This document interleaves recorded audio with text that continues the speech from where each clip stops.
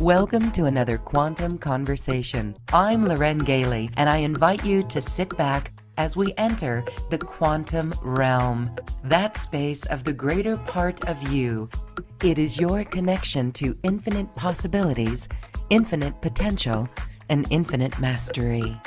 Welcome, beautiful hearts. We are so happy to be here in another episode of our Quantum Conversation Summit series, Developing Psionics, awakening our extrasensory abilities, learning how to channel all of it. This is our birthright. And my guest today is a beautiful teacher of channeling who wants to empower all of us in this innate ability that we have. Allison Holley is here with us today, and this is on channeling ecstasy. We're going to learn how light activates the body.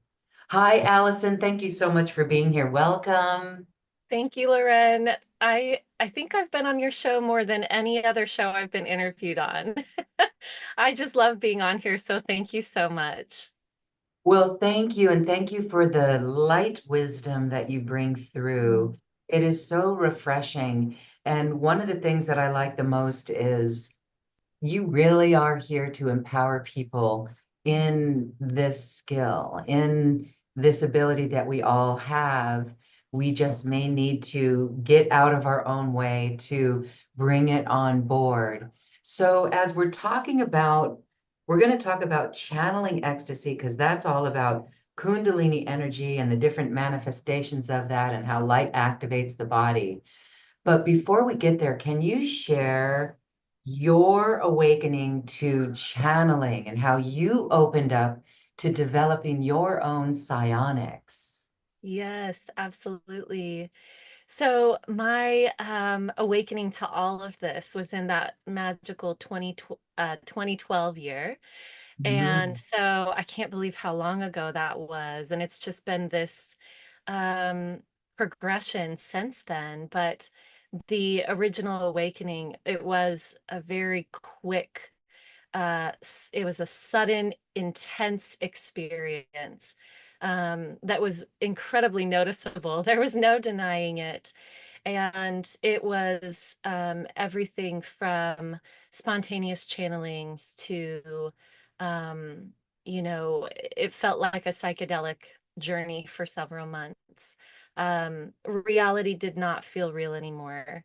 I think a lot of times when we think of psionics, at least this is what I hear from others, and when we think of our ultrasensory abilities in general, um, we still kind of put them into categories, meaning, oh, I develop my clairvoyance and then my clairsentience, and it's very categorized.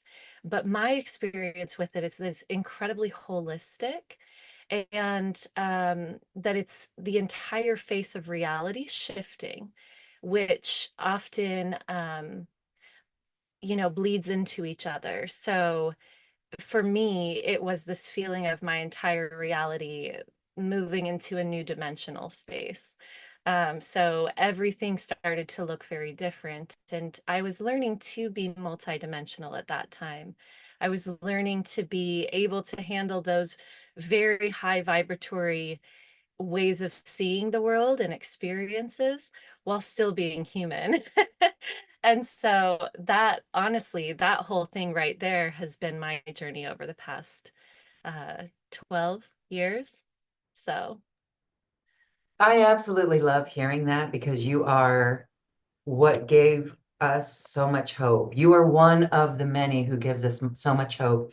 I remember being one of the tribe who woke up on December 21st of 2012 in Peru on Lake Titicaca, Island of the Sun, and heard the helicopters buzzing around and said, well, they're still in charge. And I literally went into a funk for maybe a few weeks. But then I mm, realized I heard my higher self say, it happens one heart at a time. And we cannot see the change. But you know what? Here we are, 12 years past that beautiful gateway. And we Mhm. can certainly see the great awakening that is happening, and it's still happening. And I want to say that more and more people are waking up, and that's where leaders are stepping up and into place. And everybody watching this knows something, and now you're ready to share it. Whether you share it publicly in webinars on Zoom, or whether it's just talking to your neighbor in a Mhm. love space, in a compassionate place, or even family members. So this great awakening is fully on board, and it's exciting to say when the world really gets it, we will Mm. see that shift. And so Mhm. when you look at this awakening of your own and what's happening in the world, because you're out there, you travel all over the states, all over to channel messages and meet with people. You're finding that people are waking up. So when you look at this process, what do you think of like 2030 or even Ooh. 2035? I just see so many more. I can see that date, and I can see new things in place. What do you see? Everything that you just shared is a bit overwhelming for me to remember that we, all of us, are that prophecy that we've been hearing about, that we're the ones fulfilling it through our own awakening. It's so powerful. And I almost can't jump even that far ahead to 2030. I know I it's wild. I'm feeling in the next year it's going to be beyond comprehension. Now, again, this is as everything changes, it begins energetically and works its way in. We are in maybe a more positive sense of the not phrase, but the frog in boiling water, right? We're the more positive version of that, where it's a because of the dense experience that being the dense layer of reality that human consciousness resides within, it is often easy for us to forget where we've come from. It's just kind of easy for us to think that right now is all there's ever been and all there ever will be, and that it could never get any better. It's easy for us to get into those places, but it is Yes. changing so rapidly and we almost can't see it, which is it's just kind of a weird thing. Um, but it's sort of because the reason that we can't see it as clearly as it's happening is because we're inside everything that's changing. So we're looking around and we're seeing the destruction, we're seeing things sort of falling apart, we're seeing things not working, and it makes Right. us think that we're not progressing. So I and so many of us have this ability, and we've developed this ability to channel, which is also why I'm so um, adamant and excited to share the ability to channel with others and let everyone know that they can and that it's a part of them. Because when we gain that ability to channel, we're able to zoom into expanded dimensional awareness. And from that perspective, we see we can see from the outside, even though we're within it, we can see the larger perspective of what's really happening. And we can see how rapidly it's changing. We can see why things are changing the way that they are, even. There's much more of an understanding of the bigger picture. And when I zoom out, it's happening so fast. It's happening so fast. I've been shown that the next year is going to be a lot of change that will probably feel chaotic to a lot of people. And then definitely the next 2 years are going to be massively transformative. In fact, we may have one or several large scale events, humanity-wide events, that create those big, powerful shifts and awakening again for the whole collective of humanity. So yeah, it's it's a lot when I look at it. It's a lot. I do not want to go through that pandemic again or anything like it. So, see, this is what brings up a little bit of anxiety. But I do have to reflect back and say, that the recent years that we went through, the collective that we all went through, was a Yes. big kick in the astral. It was a big kick to get things going, to get our Yes. game on. Okay. And we've Yeah. said this, 2012, we're like, game on for New Earth. 2016, game on for New Earth. 2020, game on, game on. 2024, game on, game on, game on. Well, guess Yeah. what? And so there's a lot of anxiety right now. With all the polarity, we had a new, there's, like you said, there's so much shift, and that can bring up a lot of anxiety for people. But what I would like to have you reiterate and actually impress upon all of us is this notion that it's a beautiful time for each of us to really step up in the Mm, ways that we know. Now, we don't have to stress ourselves out and say, yes. I should be doing this, I should be doing that, but to step up in a way, help me finish this sentence, up in a way that makes the world a better place. But what does that mean? Maybe you want to channel what that means or just tune Mm, in. What does I'm that happy mean? to. Yeah, yes, thank you. I'm happy to.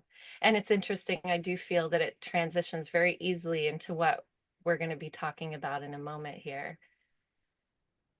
Hmm.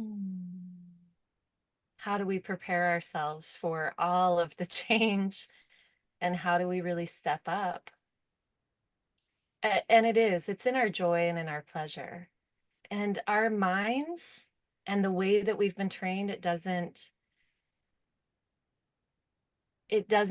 lead us to believe that that could be true. But being in joy and that high frequency pleasure is actually ourselves as higher frequency beings. And so, in a sense, we can focus on it from either angle. We can step into joy and pleasure through the human navigation toward those, or we can step into our ascended human nature through allowing ourselves to enjoy being a human through our higher self delivering it. So it's sort of meeting there in the middle when we look at it.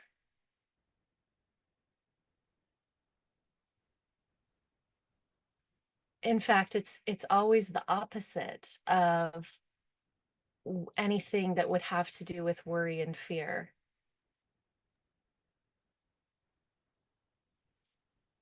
There's a lot of fatigue with humanity.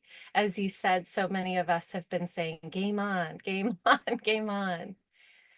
And so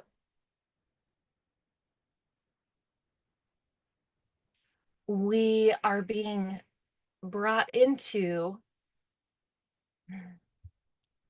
it's not quite that we're being brought into surrender, but that's what's naturally happening. So the reason that I don't want to put it that way is because being brought into surrender again feels like oppression or punishment from higher forces.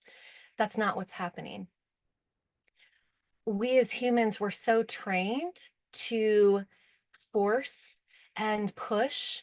And if we feel something uncomfortable, then we want to force our way against it. And that process is what's causing fatigue and wearing us out. So it's the constant need to say game on, actually, because like to reinvest ourselves in it. And it's this idea that we need to do that with pressure or force or any sort of self-punishment, really. The surrender is happening because we are wearing ourselves out on the games that don't work, on the ways of being that don't work. So to prepare ourselves, we step deeply into self-love, deeply into self-love. This is such a continual process for us as humans, because we go through this process where most of us come into a body and then forget the largest expansive part of who we are, the truth of who we are. We forget that, and we become trained into the human experience, the myopic, small human experience of limitation, of powerlessness. And so when we start to awaken and ascend and our energy expands, all of that expansion moves into what seems to be new. It's sort of new territory. I'm putting that in quotes. It's remembering ourselves. And with all of that to remember, there's more to learn to love. And there's more to learn to love through all of the integration of all aspects of ourselves. So that sort of moves into, we're in this smaller sphere of ourselves as humans. And then we awaken, we expand that sphere, and we learn to love all that has been brought in and into the human experience. So another way to look at it is the lights are slowly turning on in the room that is us, and more becomes illuminated. And then we love those parts that are now illuminated that we weren't seeing before. So this is why self-love is a continual process. This seems like a really simplistic answer to say love yourself, as the world is quote unquote falling apart, shifting so massively, so rapidly. Self-love is the very foundation. It's the core of all of creation. We are learning to be love, which we are inherently in our higher form, from the perspective of being embodied as a human.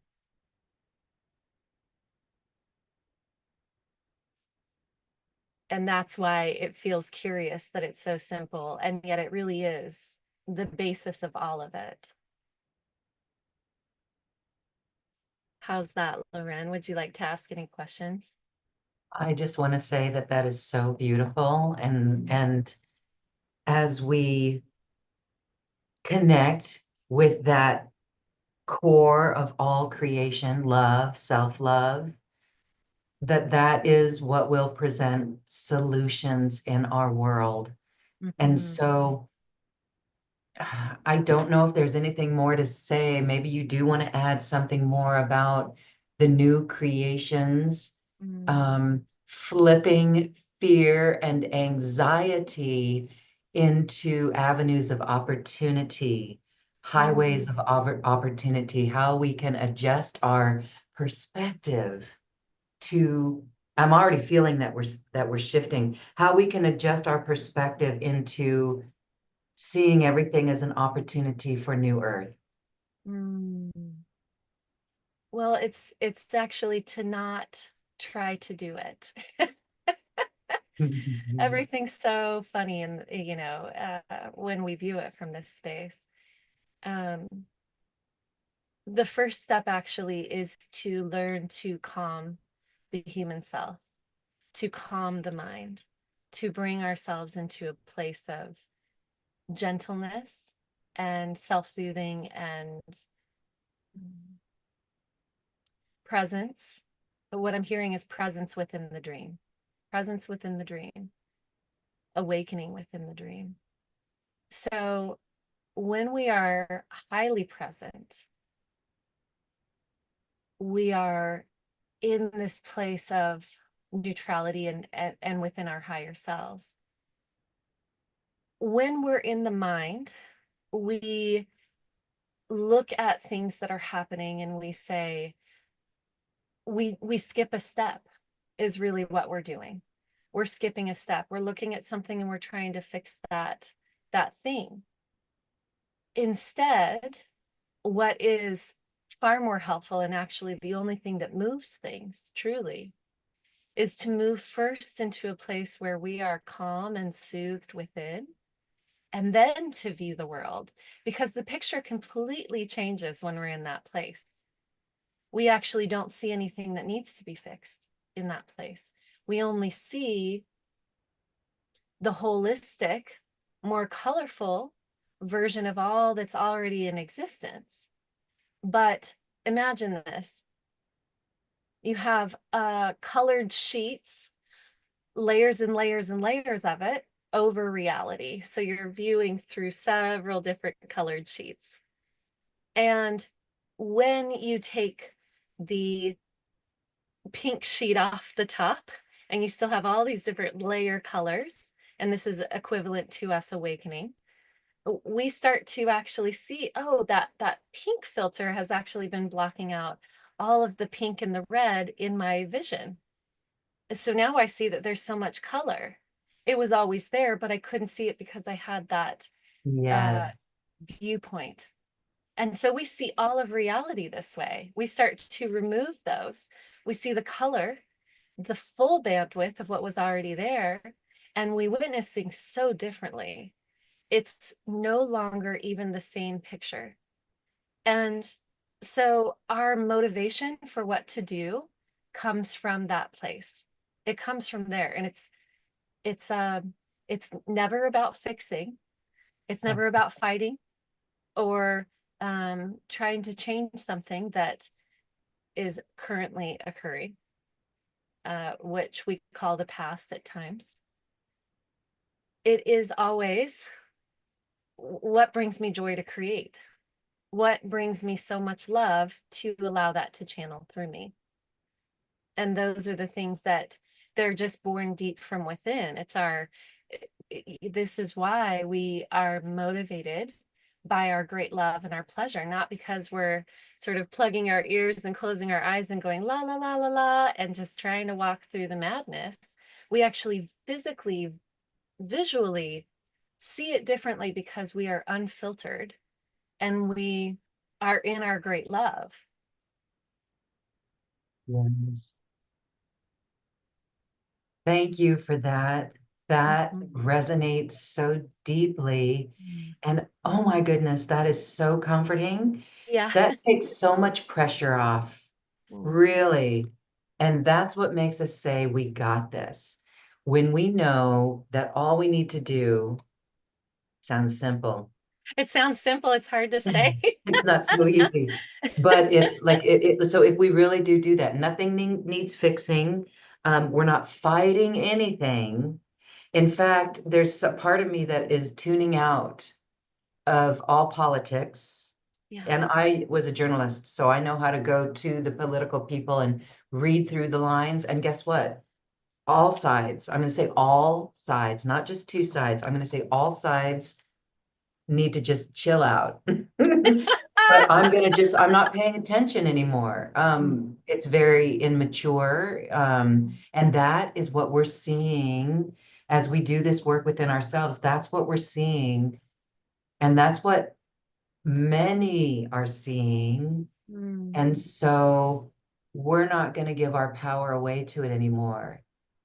In a way, we're still under the rules and regulations that are dictated by the governing bodies, Mm-hmm. but yet let's talk about, I think there's inward roads for councils. We are going to be returning to councils, more of like localized Oh, councils. yes. Maybe you can share a little bit on this, and then we can move on to how light activates the body, because Yes. as light is activating the body, we are becoming sovereign. Yet, how do we all work together to allow that sovereignty to come forward for the highest good of all? To me, that means councils, and we have councils in the illumined realms. Yes. So Such, beautiful. thank you. So beautiful. I love that. I had a really powerful vision recently, just in the past couple months, where so many things that I've been seeing, it came together. So Cool. yeah, I was like, whoa. I was in an I can interview see and I it. was literally covering my face. I was so amazed, like, whoa, I can't believe what I'm seeing. And Wow. and I don't know, to some this might sound like, yes, I've seen that as well, which I celebrate, right?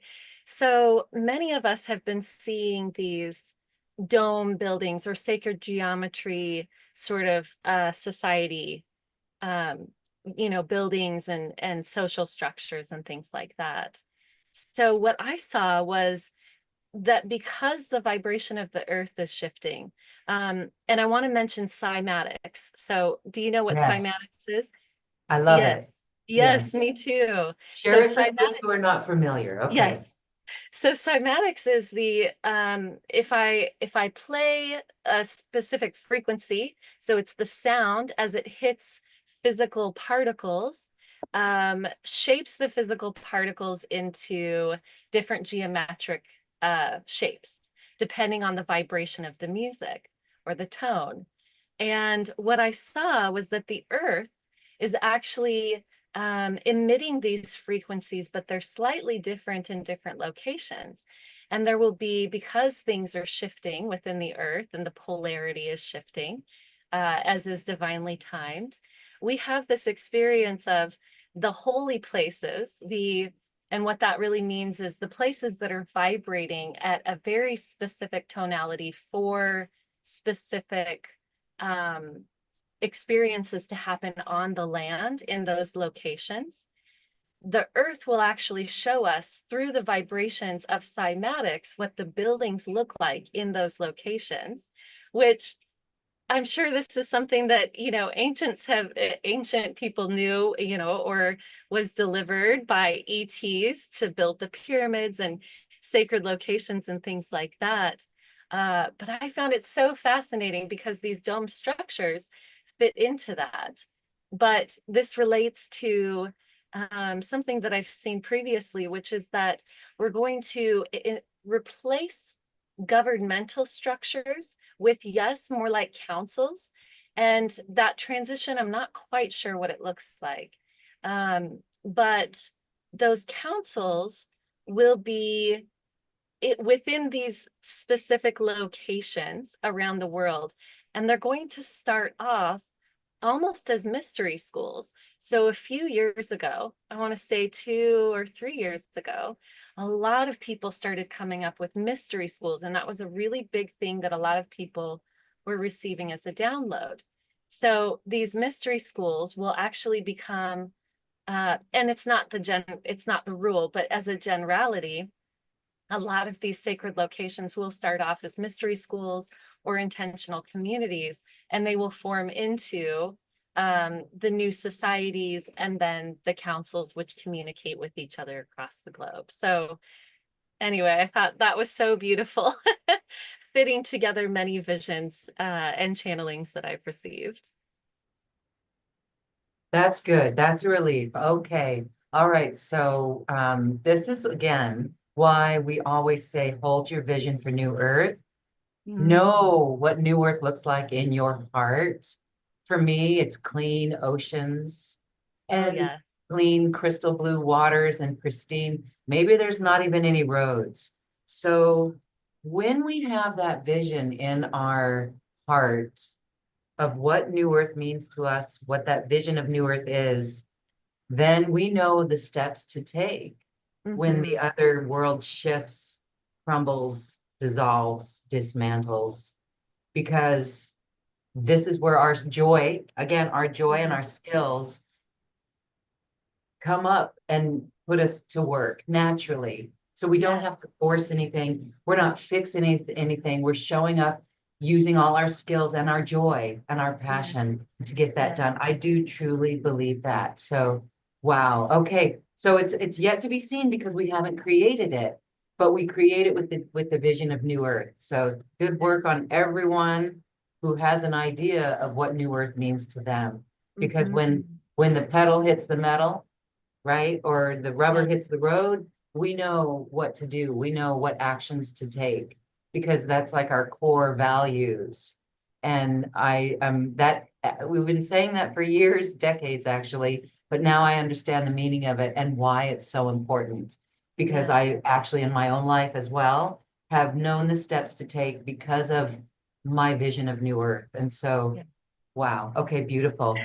When you were sharing about the cymatics and what happens there, I had this vision and this correlation between bringing in our ears Oh, and yes. what's happening. And I put that together. Thank you for that Wow. because, you know, when 30 years ago when the ear ringing began for me, it was very disconcerting. It was really weird and it was loud and kind of jolting. But Mhm. recently, not only has it changed over the years, but it has it has like diminished or Mm. leveled out, balanced out. So it's not so jarring anymore. But when it comes, it can also just maybe make you like block the ear for a moment. But I can sense, and I'm not freaked out like Yeah, I used to be about it, but I sense that it's like a, wee, it's like, it's giving us information. It's almost like a geometric sense of information. What are your thoughts on that? that's exactly my experience with it. When Okay. I love it, and it can be different things at different times.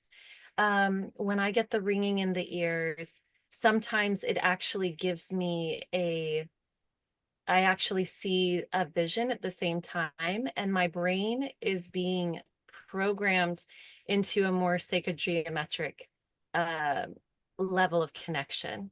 So it looks, I mean, I'm so grateful that I do tend more toward a clairvoyant visionary way of being because I love what I'm shown and it's full of color and it's as if it's almost like a honeycomb with so many beautiful colors and it's just singing as it connects. Other times it's to calm me down. It always connects to my nervous system somehow, you know, Yeah. so it always just sort of brings this gentle feeling. Sometimes I get a download of understanding like here, listen, here's a message. I've made this joke Uh-huh. like incoming, you know, like Yes. and so I just take a moment to listen to what the messages are if there are any. So sometimes it's a direct message, other times it's like an upgrade or a beautiful restructuring of my mental I experience. just got one right now. I Weird. love it. Okay. And it's so subtle. It's just kind of like, all right. Okay. All right. Okay. It's so cool. It really is. And so, again, instead of going into like the freakiness of it, just to pay Mhm. attention and receive. Okay, very, very good. And maybe it's a download, maybe it's not, but just know that something is happening. Information is coming Yes. and more will be revealed. Okay. Yes. And so we could say that the frequency, the tones, that's light itself. And so as we're talking about channeling ecstasy Yes. and how light activates the body, this is light activating the body, right? What other Perfect ways? example. Yeah, what other ways have you understood light to Mhm. activate the body? And this takes us into Kundalini energy. Yes.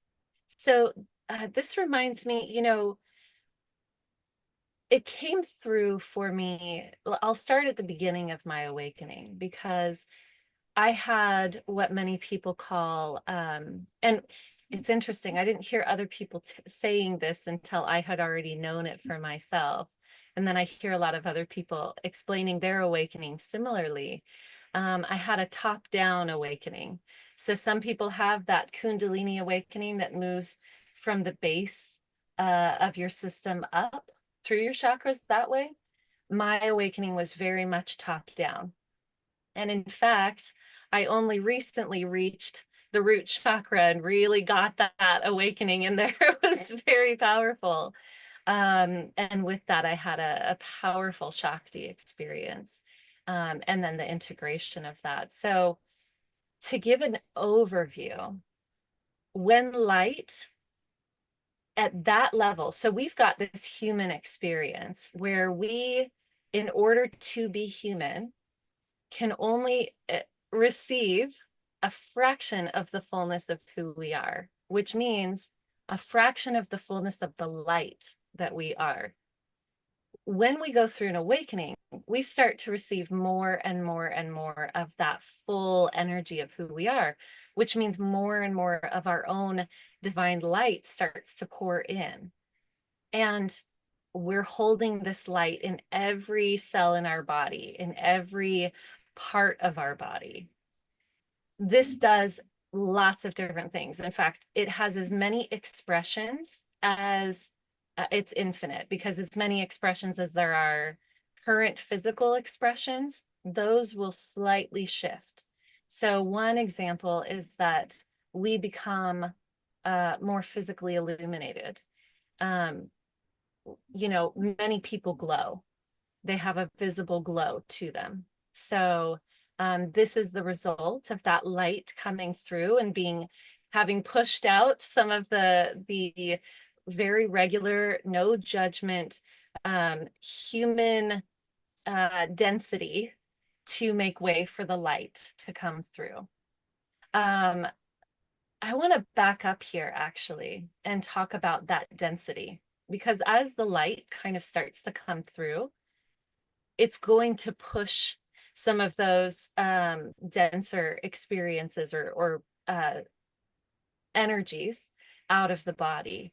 And when people go through a Kundalini activation, that starts from the base of the chakra up, and this is ancient teachings.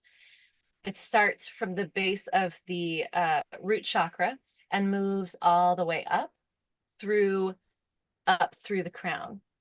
If there are obstructions, meaning we've got sort of congealed energies from, it can be anything, and I don't want to make a rule, but it can be shame, it can be trauma, it can be just practicing being a human for a long time, and they get kind of stuck in the field. As the light moves through, it kind of breaks that up, and that process of it breaking up can be a bit painful. And a lot of people experience that specifically with the Kundalini awakening, because that's a very physical experience, especially because it starts at the root chakra. It's very density based. It's very, we're going to feel it in our body. Now, I actually want to stop. Is this making sense? Because I feel like I'm jumping from a few things. No, one question that would come up would be, can we accelerate a Kundalini awakening? Mm. Can we control whether it's down at the root or what you had? And how would we know that we're having that experience? Beautiful. So again, as I feel like I'm regularly saying, it's sort of the opposite. We don't try to excel it. We actually stop ourselves from slowing it down. And this is true of any sort of awakening, because our natural state is that very, very high vibration. The human experience is the experiment. The human experience is what is, it takes a tremendous amount of effort for us to stay at this density layer. So we're really, really talented if we're able to be a dense human. That's like, good job, because it takes a lot of energy to keep ourselves at this density. That being said, we get really used to being at this density, so it feels like we've got to try to awaken or try to move the Kundalini energy through, when really it's just a process of, I'm not going to block myself anymore.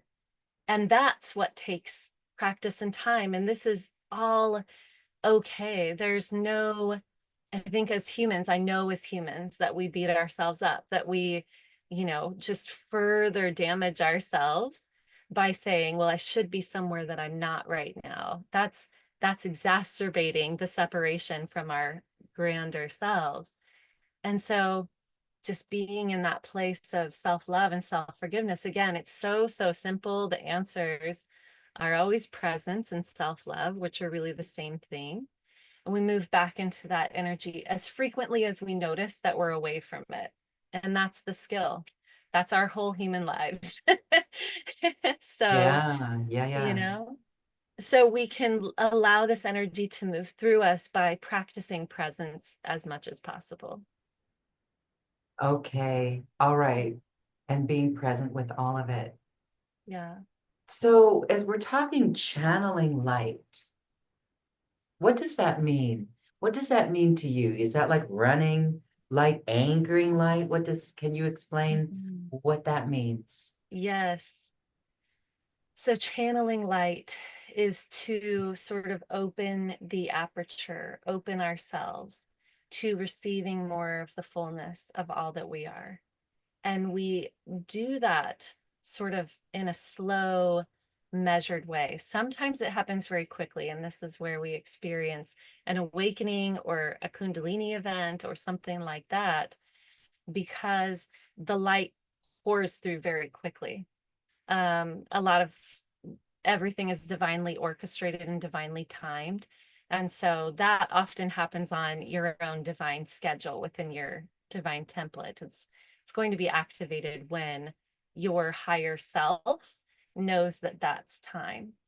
And so when I'm channeling light, what I'm doing is let's see if I can describe it actually.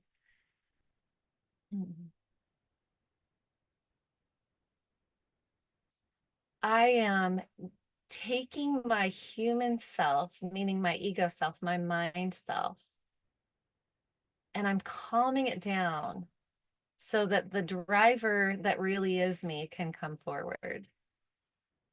And when I do that, the chattering and all of the busyness and all of the programs that I run to be a regular human, those quiet. And what that does is it opens up all of this ability to receive light. So can I show you a couple things that happen when I let light in? Okay. Oh, yes, please. And I'm going to, oh, okay. I'm going to describe this as it's happening, and describe also how to do it. So it's really powerful because I have practiced this enough with myself that the moment that I say yes to it, it starts happening, and it's very powerful.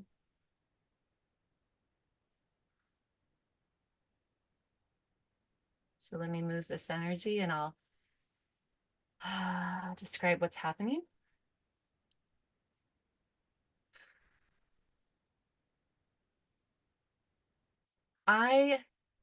In doing that, I actually opened up the light channels through the base of my body. And because we are humans, we're built sexually, and this feels incredibly pleasurable. So it does look a little bit, it looks like an orgasm, honestly. So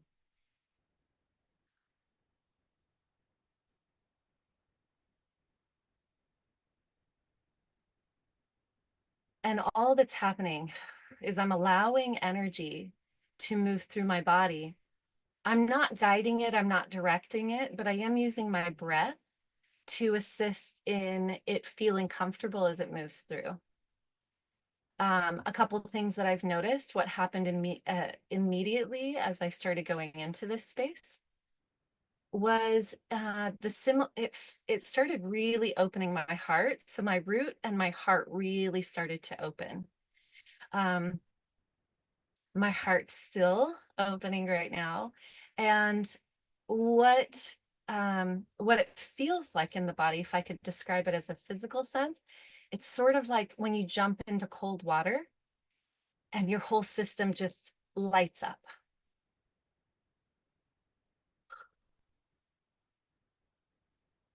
Okay, I am going to see if I can guide it to show a couple other things that happen. And this one's happening the most naturally, so I'll show this one.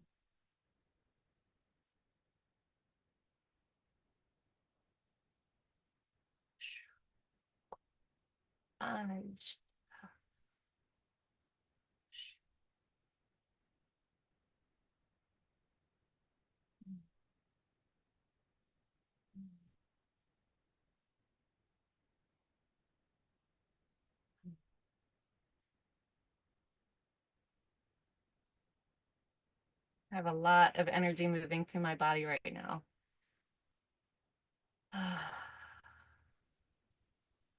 So my hands and my arms are doing a sort of energetic dance,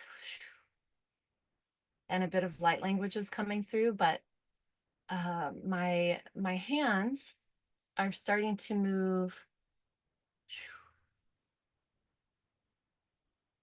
in what my guidance team has called biofield attuning. This is interesting though. This is a bit more like my hands moving in light language.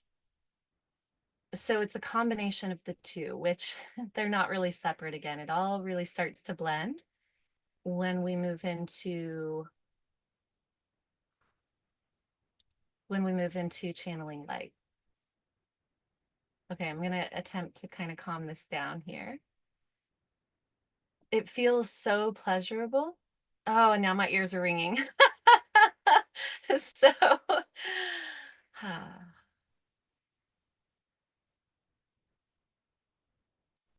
so good.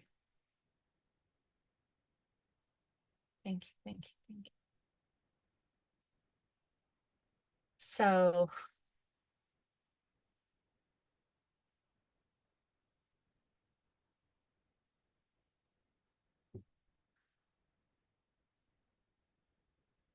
just a moment while I come back.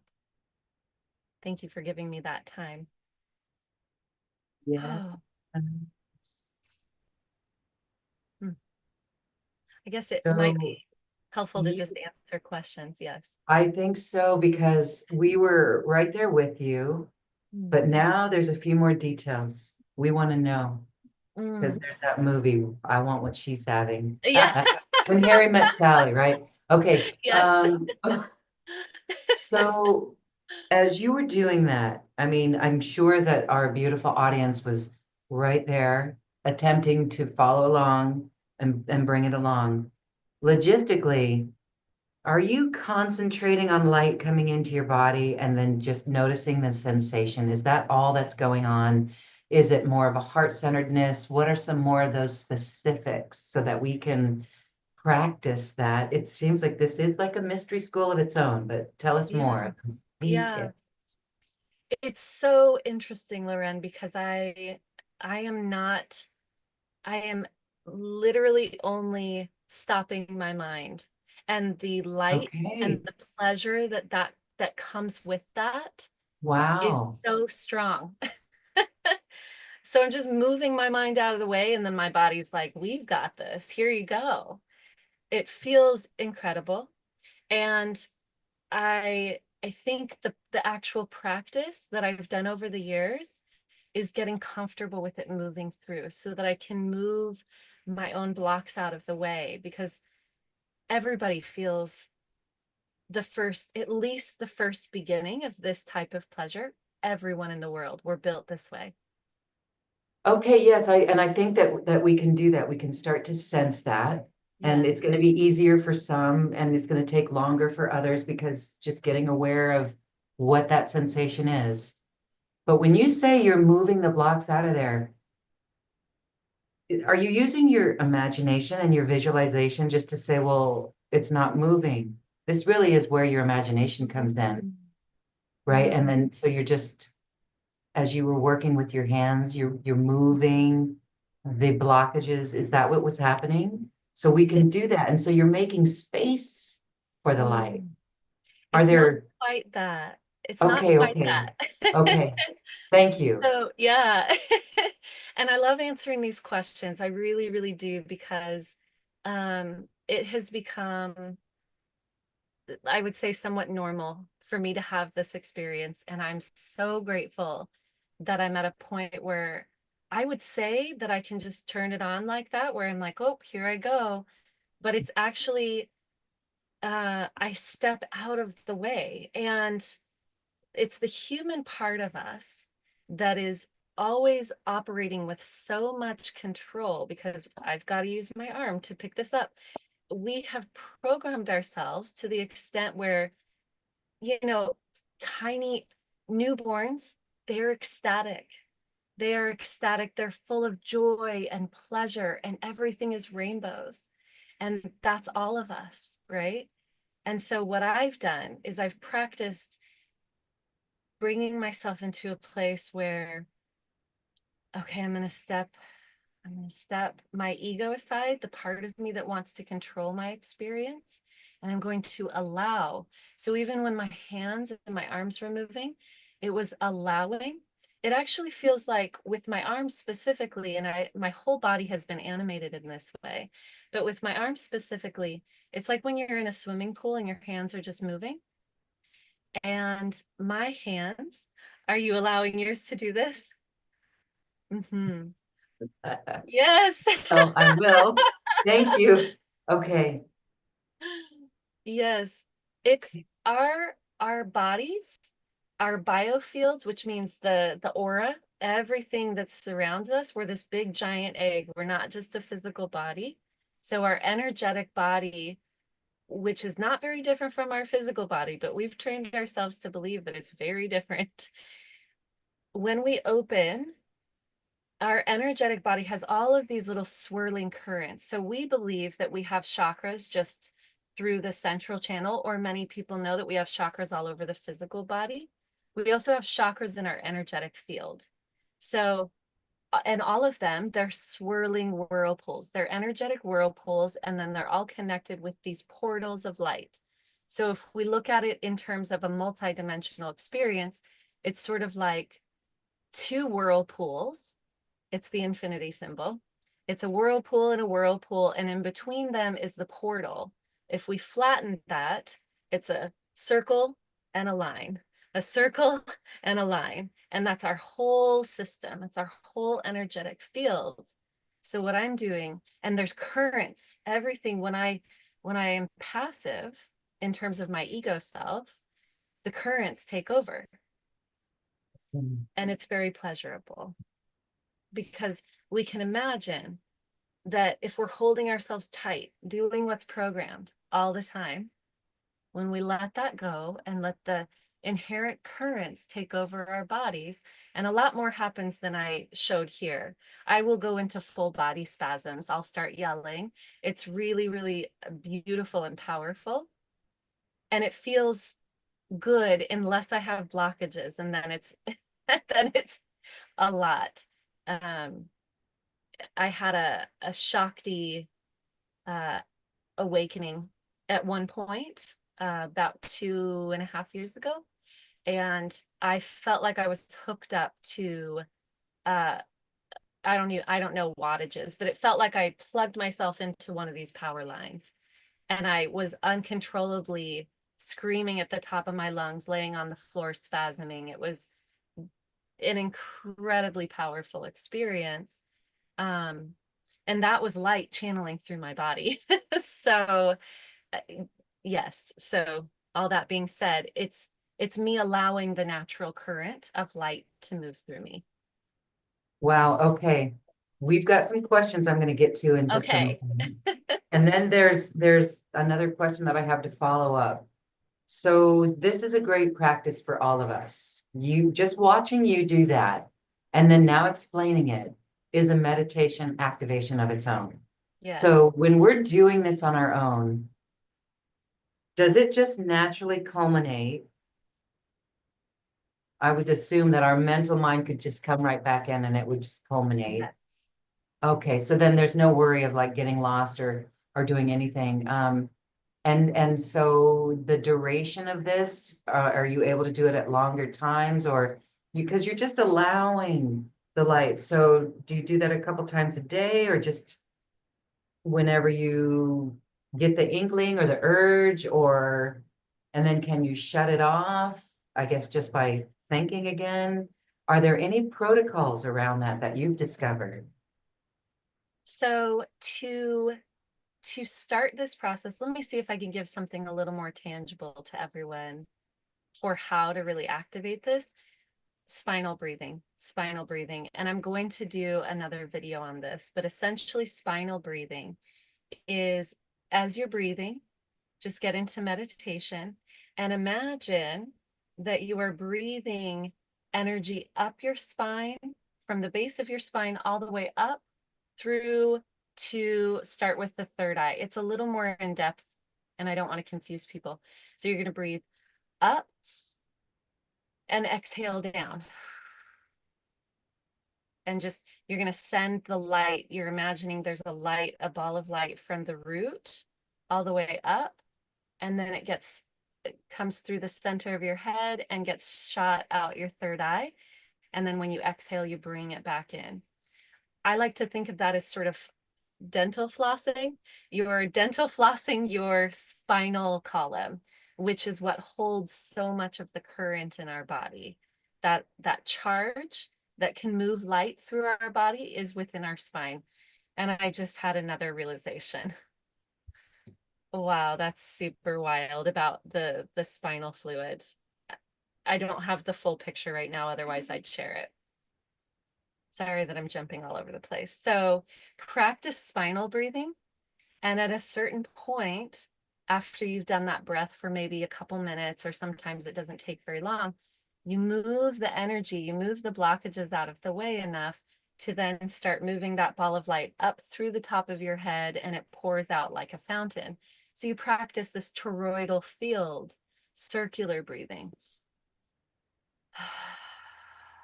And then it's reabsorbed into the body, and you breathe it up and out.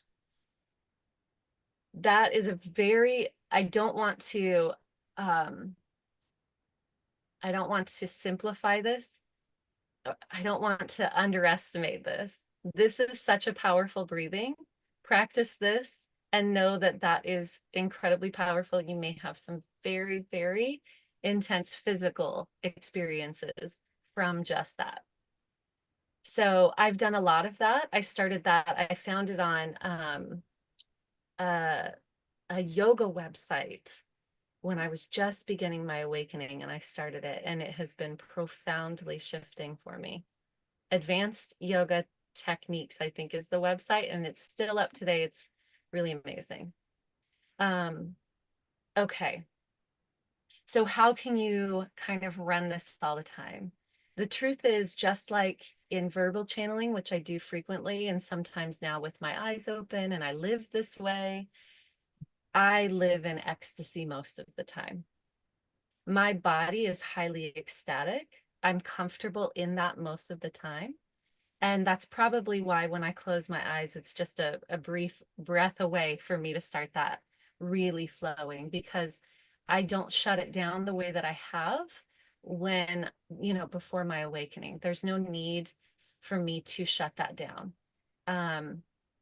So it's very regular for me, but there are steps along the way. Okay, great. Thank you. Thank you. And again, this is part of what you teach. Yes. And you teach people how to channel information, wisdom from their guides, from the illumined realms, and also channeling light.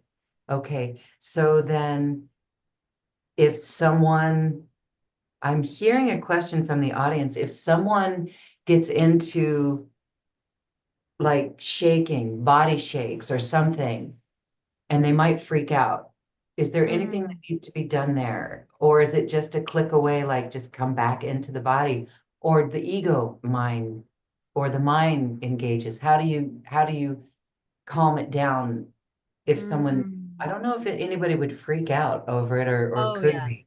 You could freak, because just like the ears ringing, if you don't know what it is, it could be disconcerting. So any words of precaution or advice on what to do if something like that happens? Absolutely. Absolutely. There are several.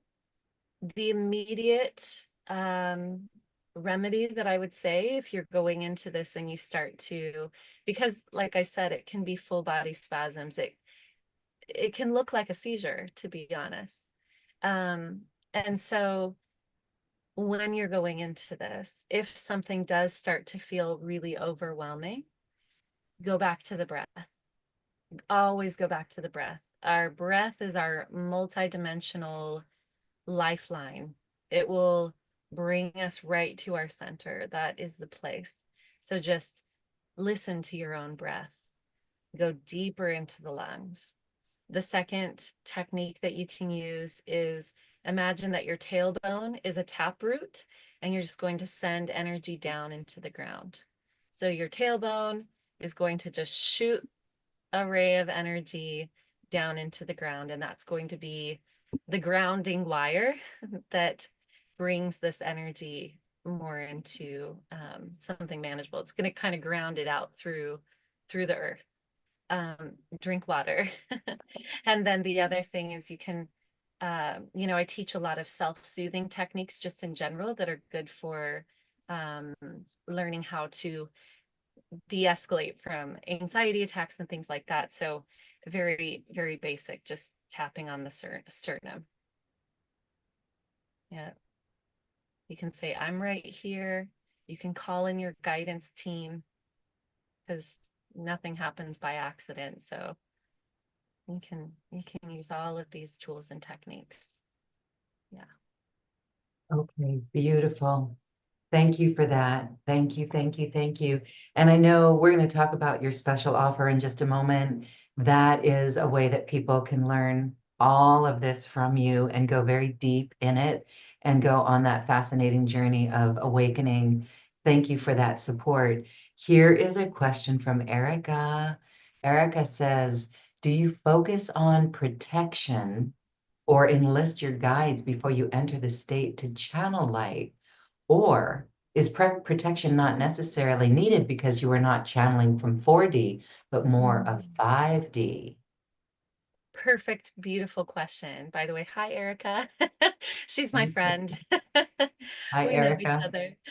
Mhm. So when this is going to be different based on every single person's experience. I recommend, if you are just starting to go into these experiences and you're asking yourself the question of protection, then take care of yourself in that way. And what I like to do is just imagine myself in a bubble of gold. And that gold is the 12th layer of our auric field. So it's very high vibration, and it really is that filter. And so you can imagine yourself in a gold aura. Also, just in a very physical way, if you're going into these practices intentionally, give yourself privacy, make sure that you feel, safe in the environment that you're in, and all of those things. So take care of yourself in whatever ways that's going to be for you. Make sure that you're around people that you feel can joyfully hold that energetic space with you. No, personally, I don't call in protection. There are times, I will say, when I'm already in the energetic space and I will get a feeling that maybe because my field gets really big, when my energy field, when I go into these spaces sometimes. And so I'll put a limit to that. I'll just put the gold aura around it. I'll call in archangels to hold, the four corners and hold space for me um, so that it's my own sovereign space. Because if you can imagine, it's like lightning striking. It's going to be noticeable. So if that's something that does feel unsafe or concerning to you for any reason, from physical to energetic, then absolutely. But I am also predominantly not within the realms where I call on protection, because it's just a different perspective that there's not really something to be against. And yet we experience also the human and the astral. And so in those realms, there are things that aren't happy, loving, and wanting to enjoy this in the most positive way. So hopefully I answered that. Yes, thank you. Erica says hi and thank you. And yes, very good. That's really good to know.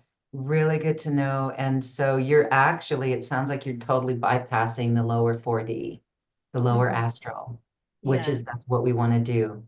Okay, Yeah. really good.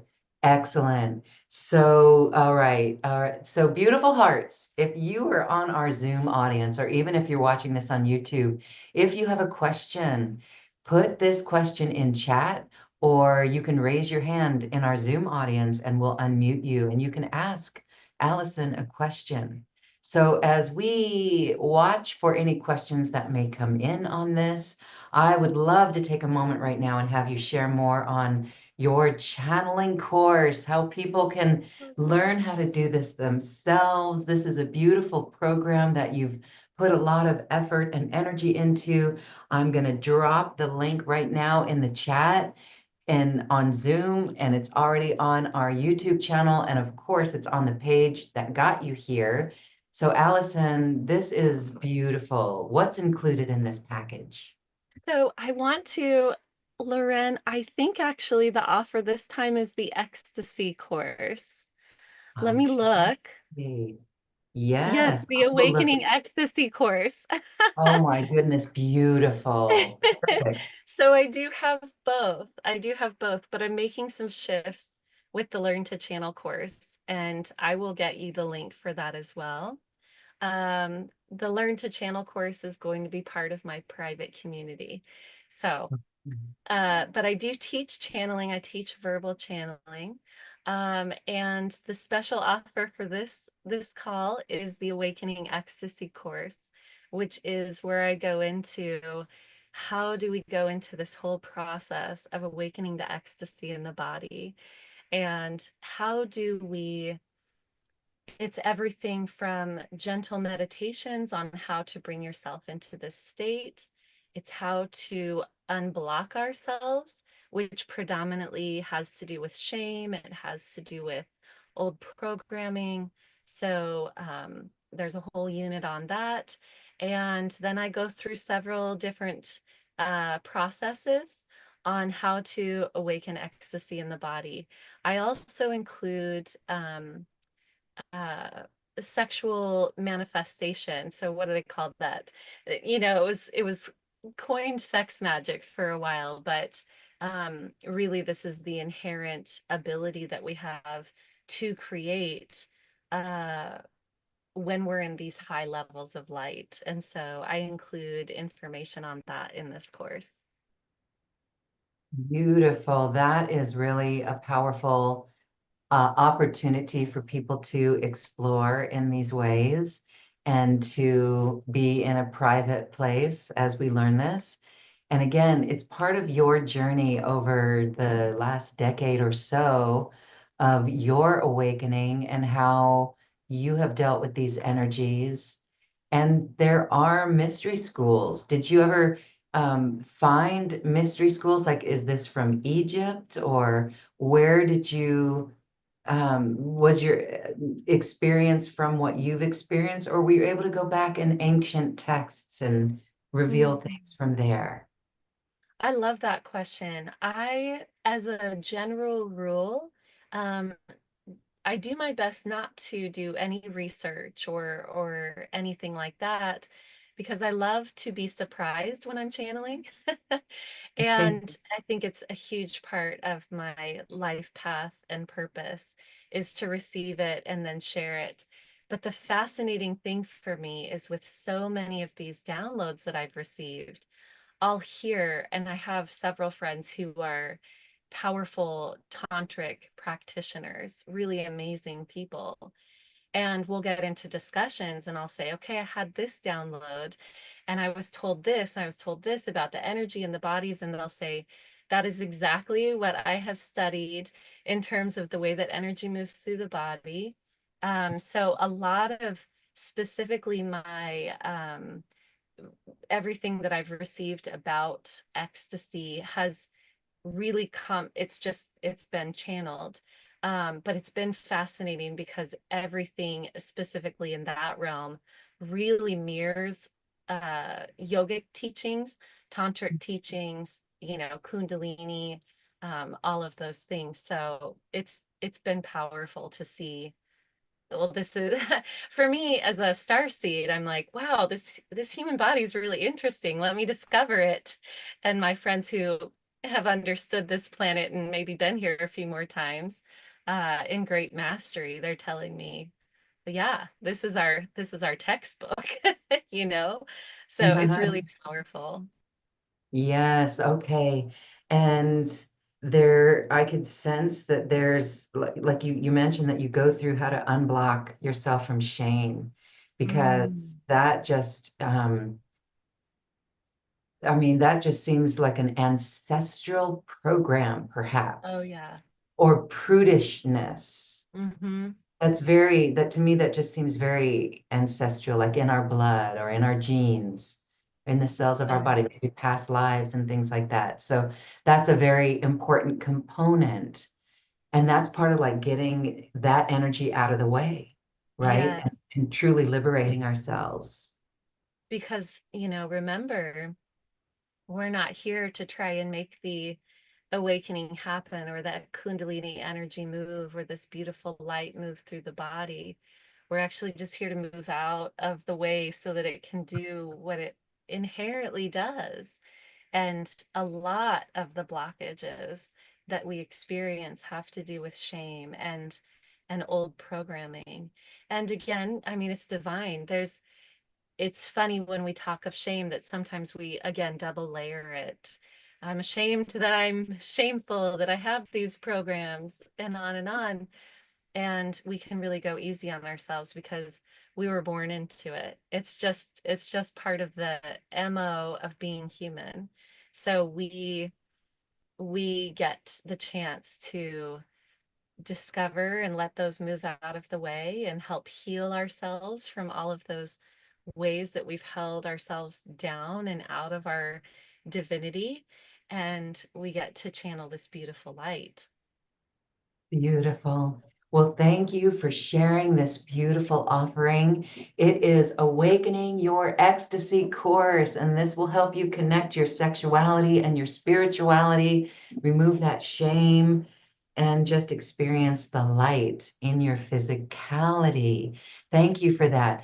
Again, the link is available for you to check out, and we invite you to do that. Another beautiful opportunity with Allison is to get a one-on-one channeling session. If you would like that, that is part of this offering as well. So, Allison, anything you'd like to say about what would happen or what people can expect in a channeling session with you? Mm. Oh, I love channeling for people. It is a session where you and I join together on a Zoom call. And it's a 45-minute session. We'll go into anything that you'd like to look at. Some of the things that people tend to go into in their sessions are what's my purpose or a specific issue. I've got a thing going on with my health, family, on and on. Of course, I'm going to be doing the reading just for you, so I'm not going to read for your child or your husband, but it is, and that's just for sovereignty. But um we can go into anything that you'd like. Starseed origins, where are you from, what's your soul journey and your soul history, so to speak. So we can go into a lot of different things in your session. And what I really like about these channeling sessions is they're also energy work. So giving yourself that time to have a moment of presence to allow me to energetically focus on you and move through your system. It's a lot like energy work and it feels really good. So a lot of people experience this lightness, just not even through the answers that come through, but just through being in that session. So it's a lot of fun. Yeah. Thank you, thank you, thank you. You are a wonderful guide for so many, and it's very beneficial. So, everyone, if you resonate with the teachings here and find this opportunity beneficial for you, please take advantage of it. It is available. There's also a two-payment plan if that helps you access this easier. Okay, so beautiful. I would like to get to a question. Here is a question from Linda. Yeah. Is there something you did to acclimate your physical body, your nervous Mm. system, energetic bodies, etc., to hold and continue to expand on all levels in a natural and not overwhelming way? Mm. This, yes. And at times it's still been overwhelming. So I remember the first time that I experienced this, it was sort of I was channeling, and I was actually sick in bed. And so I was going into a channeling trying to understand what was wrong. I was severely ill. And that's when my body started moving, and I actually got out of bed and did an entire channeled dance. Um, and I would say that this process, since I've started it, I did it, I've been doing it for so long. And what I wanted to say about that first experience is I was so overwhelmed at the pleasure that was moving through my body. I asked my guides how, that's when they told me we're all evolving into this, that all humans will live in this higher state of light regularly. And I said, how? This is so intense. I didn't really, that was sort of a rhetorical question that I asked at the time, but it is something that I've slowly acclimated to, and then more light comes through. So the biggest thing for me personally, I wouldn't say this is across the board.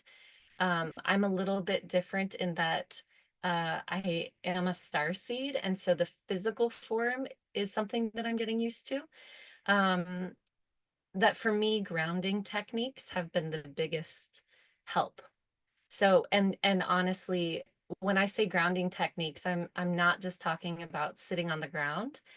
I'm talking about learning how to be a human. So, and for me, this has gone the whole range from like eating meat to, I mean, so many other things, just really being a human.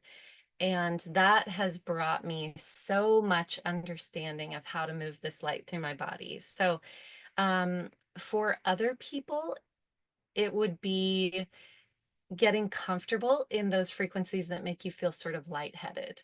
So for other people, it's going to be getting comfortable in these frequencies. And it just is a mix depending on what your soul journey is. It's going to be a little bit different for everyone. The biggest commonality, I would say, always tune into the breath. That is number one, going to be your biggest help all the time. Whether you're experiencing a lot of overwhelm or you're just in a quiet moment, tuning into the breath is going to give your mind, your body, all aspects of you this understanding: I'm here, I'm with myself, this is my center. And with that, that's the practice that we can find home with again and again. So I would say breath is going to be the biggest help for everyone. Beautiful. Thank Yeah. you for that. And you said something that resonates with us when we experience certain things, physical sensations, we could begin to worry. Like we use the example of ears ringing. Yeah. Some people would get really freaked out by that. I did at first, and all I did was knew to just go sit down in a yoga pose, Yeah. right? And other people might not know what to do. But that yoga pose made me breathe. So that's good. And I'm reminded of, I believe it was 2019. That was an interesting year. I think the earth ascended, something Mm, going on. Anyway, I remember, and it's long gone, but at the time I took note of it. I was curious about it. I would even be laying in bed, and just mhm. turn my head and be dizzy. Yeah. Isn't that Oh, yeah. bizarre? And so you just clicked for me. You just clicked for me. And now Yeah. I'm sensing that perhaps I was tuning into the earth and her ascension because the energies were very high, that it was making me dizzy. And Yes. instead I was thinking there was something physically wrong, like what's Mhm. wrong. And then it dissipated, totally gone. I don't know when or whatever, but it was with me for a few months.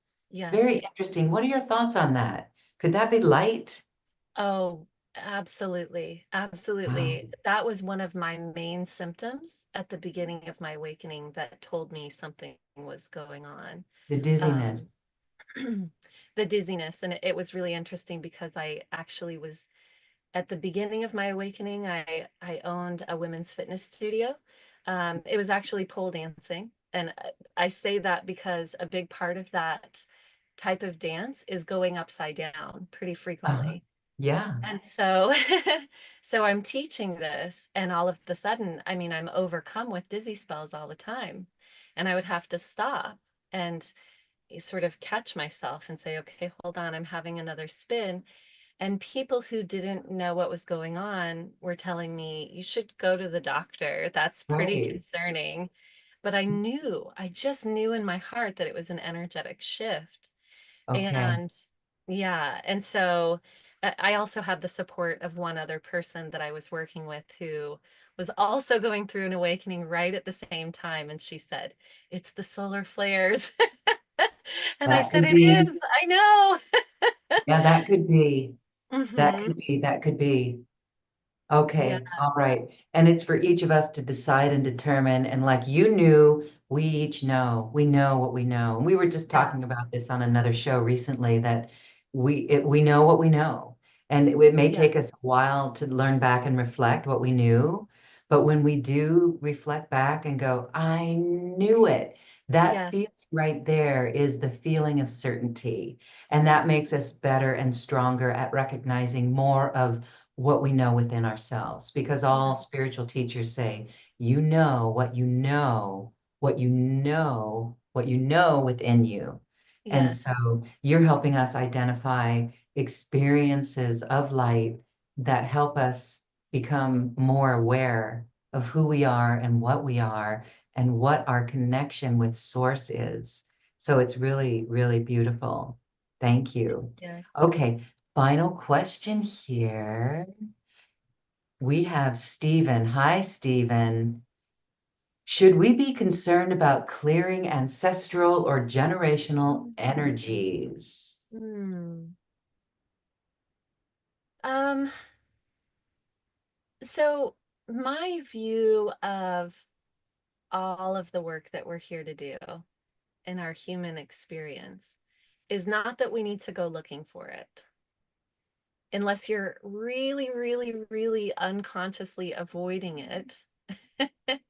And even then, everything that we need to clear will come up to be cleared as we raise our light quotient, essentially. So again, we're just allowing ourselves to be present. Presence is so, so, so powerful. It's actually, I teach a specific presence um, activation. I almost said activity, but it came out activation. So because it's the root of all activations, actually. And all it is pure presence. It takes a bit longer to teach because we don't understand presence can be that powerful. So when we're in that presence, what happens is we just relax into our true nature. And then all of those channels start to open. Light starts pouring through. It's like a river. And any program or stuck energy that's there, whether it's ancestral, whether it's karmic, whether it's all of these things, no matter what it is, it's going to start to clear. And I use this very unladylike example. It's like a zit, okay? It's going to be really noticeable as it comes up to clear all of that impurity. I'm just calling it impurity, but all of that that's wanting to clear is going to be more noticeable at the surface, but it's been there all along. So all of the ancestral clearing, all of the karma, all of the on and on and on, really what we're doing is we're just relaxing into presence. We're opening up to the truth of who we are, which is light. Everything that is a program that's of the denser experiences, it's going to move up and out. Now, if it's really lodged in there, it's going to get kind of stuck in between moving up and out, and we're going to look at it for a minute. And we might need to do some conscious work around it. We might need to make some discoveries. Really, that's all it is. But we don't want to go in there digging for it because that's really an infinite bag. Just let it move up and out. Just let it move up and out. Thank you for that. I really love that. And it says so much. And what I've recognized is that instead of forcing it, it instead becomes an awareness of our genes. Like we become Mm, aware that, wow, that's really not me. yeah. But my sister over here does it. We sound the same. Like I have a sister, we didn't grow up together at all. We met later in life. Wow. And then looking at her, I'm like, she sounds exactly like me. We react in the same ways. And it's like, Wow. wow, those are the genes. And now it's allowed me to recognize that generational, ancestral programming, traits, that sort of thing. And you know what? Because of the awareness of it, that seems to be like 90% of the work. Oh, And it's it's it's amazing. yes. It's and that's I want to also say that's the game of being human, you know? We go in, we become unconscious, we're surprised by all our shadows popping out of the corners, and then we go, oh, wait, this whole thing was created by me. How can I embrace? How can I love it all? How can I allow it to transmute, not through judgment and pushing away, but through embracing and loving?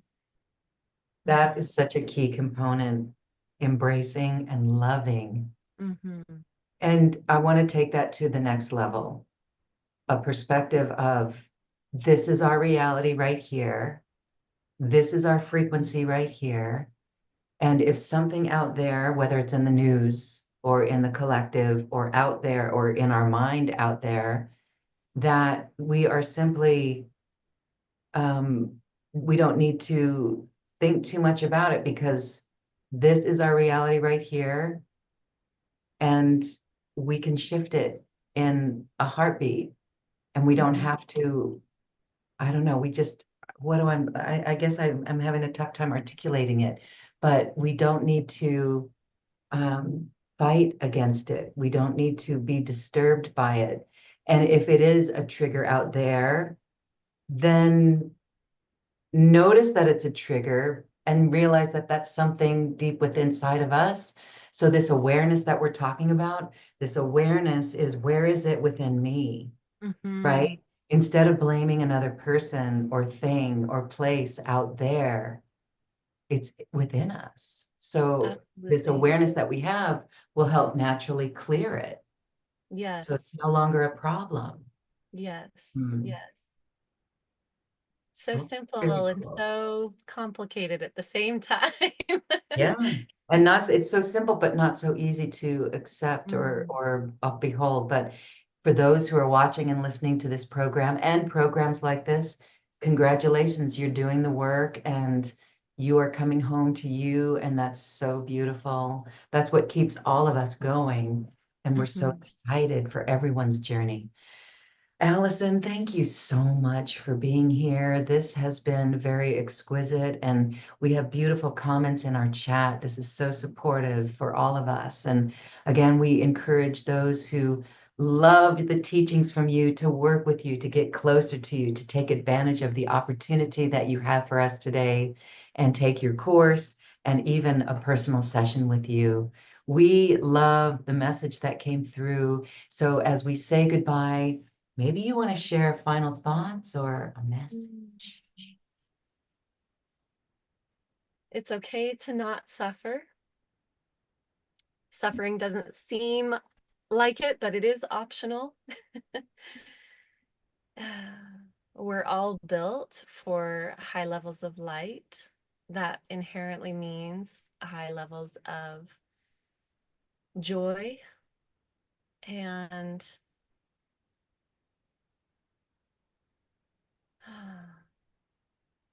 I guess in this moment, I'd love to just have us all be in the moment to take a deep breath and remember how beautiful it is to be in this human experience, how beautiful it is to be in this body. What a gift. Thank you for having me as a guest.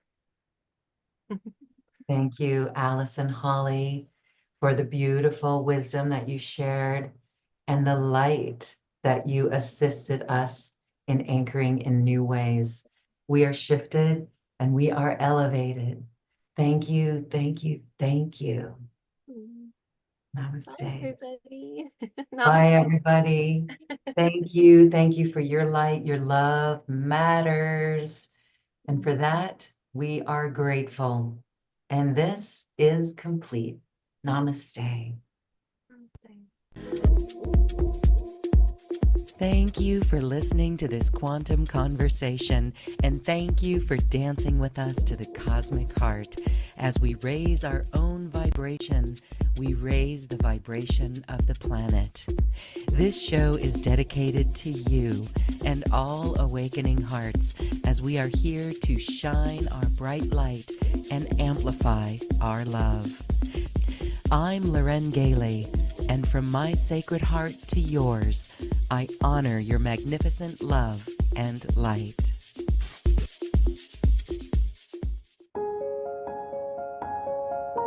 This has been a presentation of New Earth One Network, your home for New Earth living. Access information, education, and videos on living from the heart in unity consciousness. Visit newearth1.com.